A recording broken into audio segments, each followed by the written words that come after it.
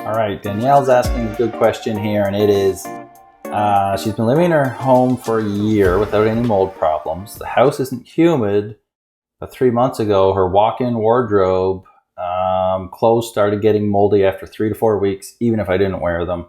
What can I do? Okay, so if you have mold forming in a closet, you've got at least two things happening.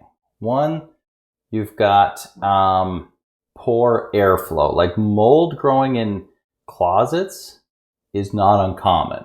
And in my Mold Proof Your Home Masterclass, I talk about like spare rooms, especially rooms over garages that people don't use. And sometimes they shut off the vents and they don't keep it climate controlled because they don't really use it. And they're just setting the stage for mold, because without that airflow, mold spores can sit and not be aggravated and just start to take root and grow.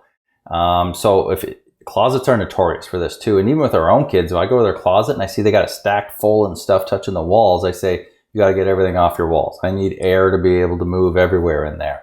And with our teens, they don't close their closet doors, so air can go in and go through everything. I just don't want stuff stacked against the walls.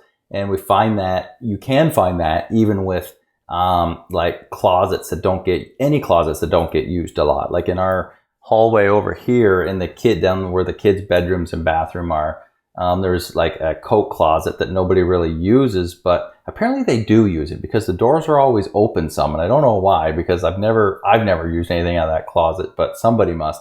But my point is, when I see the doors open a bit, I don't worry about it because I'm always looking at everything from a mold point of view, and you need airflow. So it could be that there's just not enough airflow in there, but there has to be moisture. If mold's literally growing on clothes, it will not do that without some moisture. Now, you've got all your different molds and their different moisture level requirements. Like hydrophilic needs more water. Your mesophilic is kind of where our houses usually sit, 30, 40, 50% humidity. And then what we got, xerophilic and zero tolerant. Those are molds that just grow even with very little humidity. And once mold starts, it doesn't always need much humidity or moisture to keep growing. But to get that initial growth, especially in like a closet you use and on clothes, there has to be some form of moisture present to get that started, right? It's kind of like when a farmer plants a seed. If you put it in a dry seed bed, it can start to swell, but it just dies. There's not enough moisture for it to go. And that's why you don't work your field real deep, or you can plant after a small rain. I grew up on a farm, and you want that seed to go right into a moist seed bed with dry on top, right? And then it'll swell and grow and roots go down just like mold.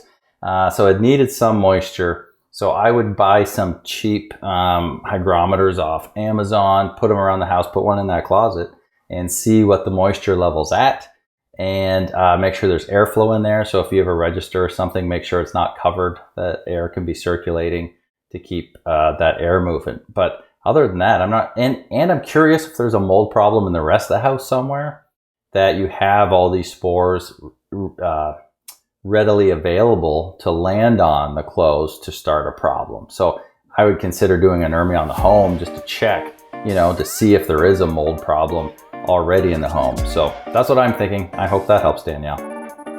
Do you have questions about mold in your home or body? Book a consultation with Matt, aka the Mold Man, to guide your home and body to the next level of healing.